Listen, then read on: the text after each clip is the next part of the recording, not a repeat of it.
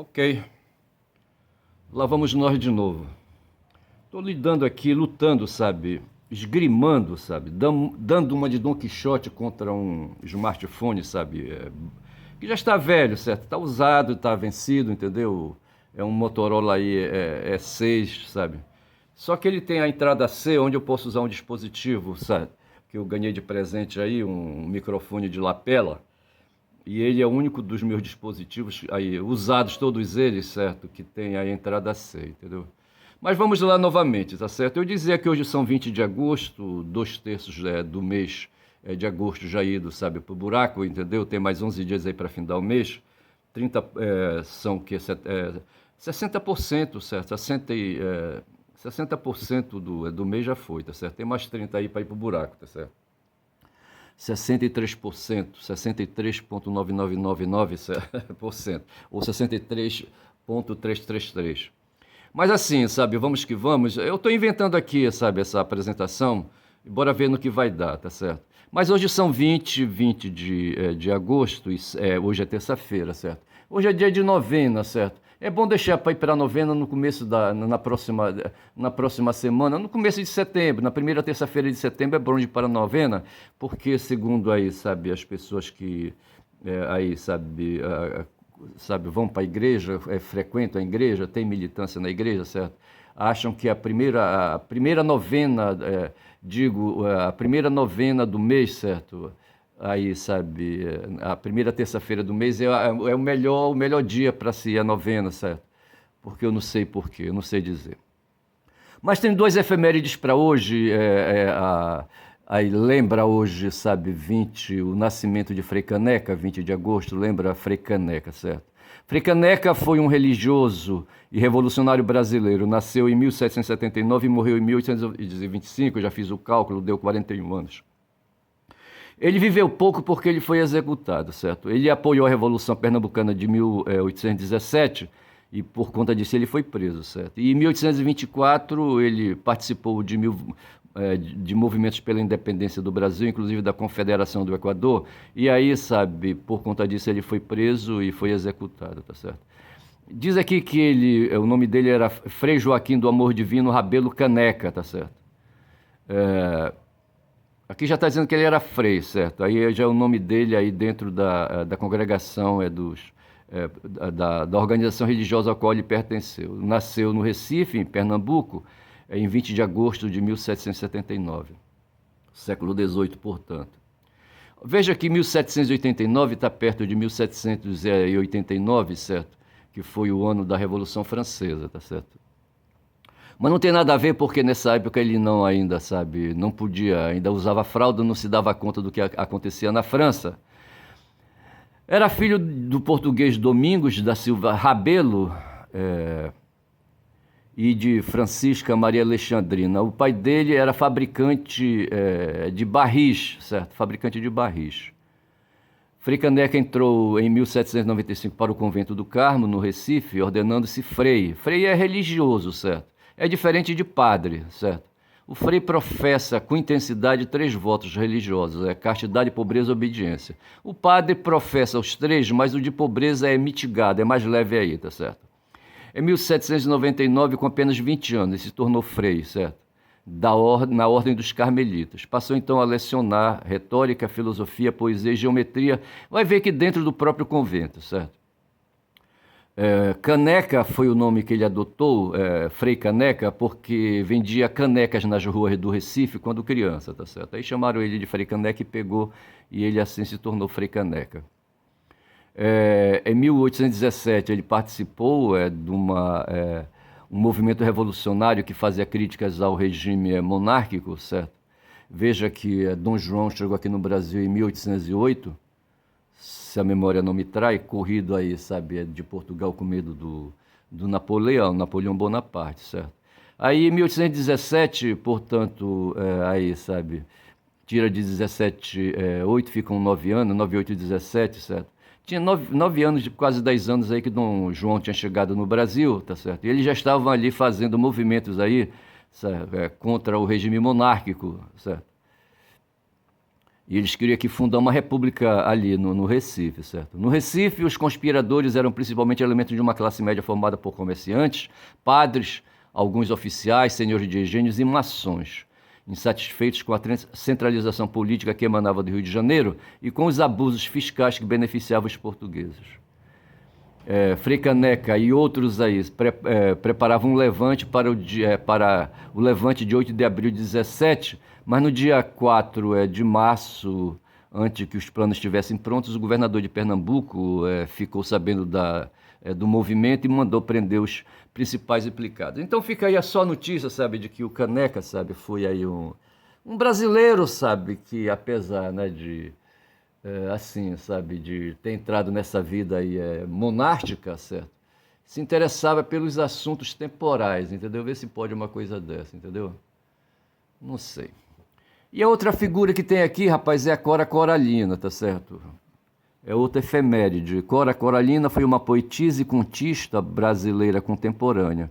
Ou seja, fez poesia e fez prosa, certo? Escritora das coisas simples. Ela é considerada uma das mais importantes do país, tá certo? Aqui tem a imagem dela, a foto dela, tá certo? Era a Ana Lins dos Guimarães Peixoto Bretas, nasceu na cidade de Goiás. Não estado, certo? Na cidade. Então lá no estado de Goiás deve ter uma cidade chamada Goiás, ela nasceu lá, em 20 de agosto de 1889. Certo? 1889. É século XIX, certo? É um ano ali, sabe, de muitos acontecimentos. Em 1888, se a memória não traz, certo? A Isabel estava por lá, certo? A princesa Isabel. E ali, eu acho que foi em 1888, né, que ela publicou ali a lei contra a escravatura, certo? Era filha de Francisco de Paula Lins dos Guimarães Peixoto e de Jacinta Luísa do Couto Brandão. Com apenas um mês de vida, seu pai veio a falecer. Fez o primário na escola da mestre Silvina. Em 1900 mudou-se com sua família para a cidade de Moçâmedes. Foi na adolescência que Ana começou a escrever e a participar de ciclos literários. Sua primeira obra, Poemas dos Becos de Goiás e Histórias Mais, foi publicada quando ela tinha 76 anos. Então veja que praticamente aí, certo, ela levou toda uma vida para publicar sua primeira obra. Durante a maior parte da vida foi doceira. Estão entendendo? Com 19 anos criou o jornal de poemas femininos, A Rosa, ao lado de suas amigas, Leodegária e Alice Santana. A partir daí começa a escrever contos e crônicas com pseudônimo de Cora Coralina. No ano de 1907, ela assume a vice-presidência do Gabinete Literário Goiano. Em 1910, publicou o conto Tragédia na Roça. Então é isso aí, uma mulher, certo? Uma mulher que se dedica a essas atividades raras, né? Tá certo? O domínio da língua, o domínio escrito da língua. Mas mais do que isso, a arte. A arte é produzida com a língua, certo? Com a linguagem, entendeu? Eu tive um irmão, sabe, era mais velho que eu, aí veio na minha frente, certo? E ele se dedicou, sabe, por circunstâncias da vida, sabe, o rumo dele foi também nessa direção da humanidades, entendeu? E ele foi poeta, foi escritor, sabe, foi músico, compositor, sabe, foi o que lhe restou na vida, tá certo? E aí? Agora, essas atividades são atividades do entretenimento, são atividades da estética, certo? A estética é esse primeiro contato com o chão, sabe, com a natureza, né, com o físico, sabe, e provoca aí, sabe, os sentidos numa intensidade muito grande, afetos, diz Baruch Spinoza, certo? E essas duas pessoas aí, o meu irmão e a Cora, souberam aí extrair, certo, desses contatos, desses afetos com a natureza, com o mundo físico, elementos para reflexão, num outro plano, no plano da poesia, no plano do conto, trabalharam a linguagem, certo? E produzir abstrações, que é essa coisa grande do ser humano, tá certo? Só o ser humano produz abstrações, entendeu? Eu não sei se eu posso falar isso, eu não sei dos animais, tá certo? Não tenho nem estudo sobre isso para dizer que eles não praticam abstrações, mas no meu entendimento, as abstrações foram que libertaram, sabe, o ser humano do jugo do chão, do físico, aí, sabe, aí, não tanto do estético, mas mais do chão mesmo, da matéria bruta, sabe, da matéria química, física, certo? E deu uma elevada, sabe, uma elevada aí, sabe, aí do plano mental, essa coisa aí que o mental é essa coisa superior, a coisa o mundo dos engendramentos, aí, sabe, aí absolutos, sabe, que ninguém tem acesso, tá certo? E é isso aí. E a Cora foi essa pessoa, então, uma mulher, tá certo? Uma doceira, né, que se engajou, teve tempo, né, para fazer parte aí, sabe, de discussões, vai ver que da condição feminina, tá certo? Porque isso era uma coisa rara. No tempo dela, a geração dela se preparava aí, sabe, para ser a dona do lar, certo? Para ser do lar, certo? Enquanto o marido ia para a rua, às vezes para ser vergonhice, tá certo? Na época, aqui eu lembro que aqui em Belém ainda tem resquícios dessa época, sabe? Tem um colégio normal aqui, sabe? Uma escola pública. E aí, sabe? Hoje as meninas são danadas, rapaz. Elas elevam, sabe? A saia lá para cima, uma saia plissada, entendeu? Calçam, vestem uns meiões assim brancos, entendeu? E teimam em manter essa tradição aqui em Belém do Pará, a escola normal, certo? E nessa escola muitas mulheres passaram, sabe, ali e adquiriram saberes, conhecimentos, mas que depois casavam e ficavam dentro de casa porque esse era o destino que era reservado para elas, certo? Parir, ser mãe, sabe, do lar, era isso, certo? E a Cora, de certa forma, escapa um pouco disso, aqui não fala se ela teve famílias, familiares, se teve filhos, etc, entendeu? Mas é isso é Cora. E eu estou aqui já com um texto de... Não estou enxergando aqui o tempo, a minutagem, entendeu? Você que está ligado aqui, né, o Smart, certo? Bom, mas vamos tocar para frente. Deixa eu pegar aqui, amanhã, sabe, dia 21, seria um dia que eu achava que iria fazer uma audiência, sabe, num processo, num julgamento que vai ter num tribunal aqui chamado Juizado de Turmas Recursais, entendeu? Digo melhor, eu acho que é isso, Juizado de Turmas Recursais, não sei se é bem isso, tá certo? Aqui não diz bem aqui aonde é que eu vou, para onde eu vou, tá certo? Mas o fato é que eu patrocino um processo na justiça comum no Tribunal de Justiça do Estado do Pará e no juizado especial cívico-criminal de uma cidade aqui chamada Bragança, certo? Eu dei entrada nesse processo em outubro de 17, certo? E uma pessoa me procurou, sabe, dizendo que tinha comprado uma casa do Banco do Brasil, sabe, ali do projeto Minha Casa Minha Vida, tá certo? E essa casa foi feita por uma construtora, certo? Que deve ter ajustado com o Banco do Brasil aí o negócio de compra e venda. Eu não sei se o Banco do Brasil forneceu o capital, sabe, para essa construtora fazer a obra, entendeu? Eu não sei bem como é que foi isso aí. Teria que ver, isso deveria ter sido explorado no processo. Porque foi assim, eu fui para cima, o piso da casa afundou, tá certo? Eu acho que foi feito ali, sabe? Casa assim, sabe? Para aí população classe C, entendeu? E o pessoal acha que pode fazer assim de qualquer maneira. Mas é uma casa, eu passei por lá e eu vi a casa, sabe? Assim, é uma casa interessante, né? Mas é uma casa simples, de 2 cômodos, 3 cômodos, eu não sei bem.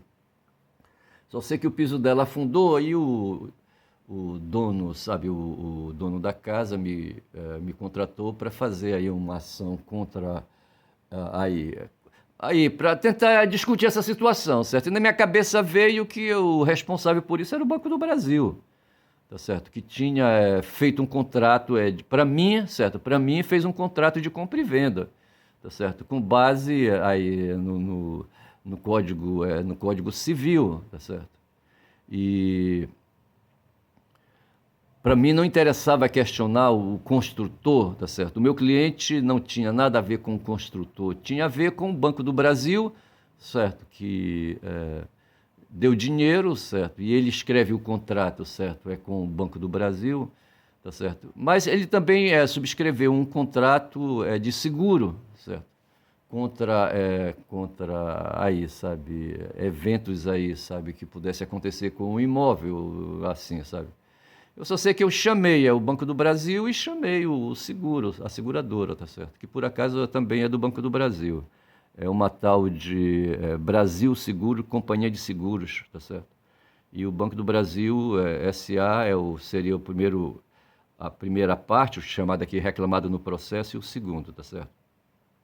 Aí o que acontece foi que o processo foi sentenciado, ele é de 2017, mas só, sabe, só em 23, em maio de 23 foi que ele foi sentenciado, tá certo? Mas me deu ganho de causa, tá certo? Eu pedia uma indenização pelos danos materiais que ocorreram no imóvel, tá certo? Que o meu cliente teve que reparar, tá certo? Então eu pedi uma indenização pelos danos materiais e pedi uma indenização pelos danos morais, tá certo? E como eu fiz no juizado especial,